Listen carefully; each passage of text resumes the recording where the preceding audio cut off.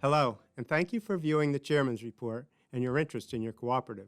I would like to start with a riddle today. What did Thomas Edison invent after the light bulb? The electric bill.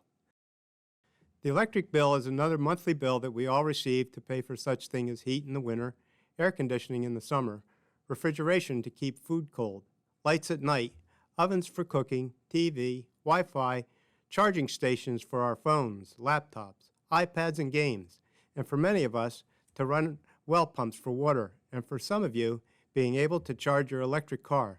It is actually kind of a bargain when you think about it. To recap 2022, it was a very successful year for your co-op.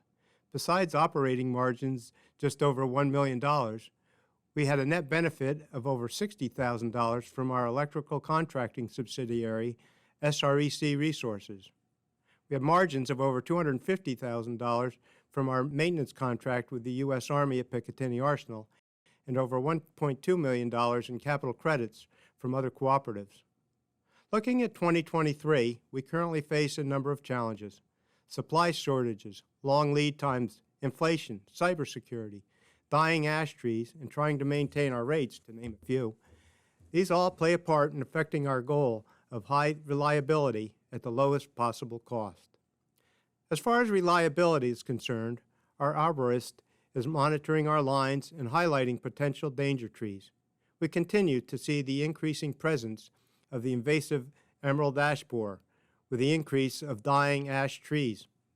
For 2023, we have hired several tree trimming companies to give us more flexibility and to keep up with the rapidly growing number of danger trees. We've also increased our emphasis on cybersecurity.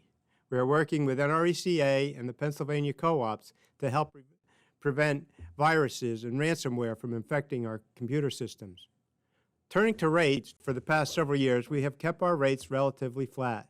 Last year, I reported that due to the spike in natural gas and a significant increase in transmission costs, Allegheny Electric Cooperative, our power provider, would be passing these increases on to us. In January of this year, our new rates took effect due to these increases. Rates going forward are difficult to predict. However, we do have some stability with the power we receive. 54% of our power comes from our share of the Susquehanna nuclear plant. 9% comes from hydropower, including Niagara Falls, the St. Lawrence Seaway, and the Racetown Hydro Plant in Pennsylvania, which we co-own with the 13 Pennsylvania co-ops. There are also over 100 of you, our members, who have solar power, which at times feeds back into our system. Our remaining power, 36%, comes from the open power market. A large portion of that is natural gas and is vulnerable to wide variations. We know that transmission costs will go up again this year. The Allegheny staff is working on power contracts for next year. Natural gas prices have come down from last year, but we will have to wait and see if it will be enough to offset the transmission cost increase. Finally, I'd like to touch on capital credits. Capital credits are earned when the co-op makes a positive margin or a profit in the business world. This positive margin is given back to the members in the form of capital credits. The amount you receive is based on your electric consumption during the year that the margin was generated. Last year, we returned $800,000 to you, our members. If you were a member in 2004 and or 2021, you should have received a check last December. It is still too early for the board to determine the amount of capital credits that will be issued this year. We will be making a decision later this fall. And again this year, we will be hosting an in-person Appreciation Day at the fair on August 7th.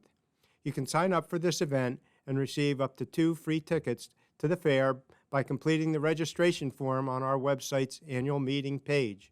If I don't see you at the fair, I hope you and your families all have a great summer.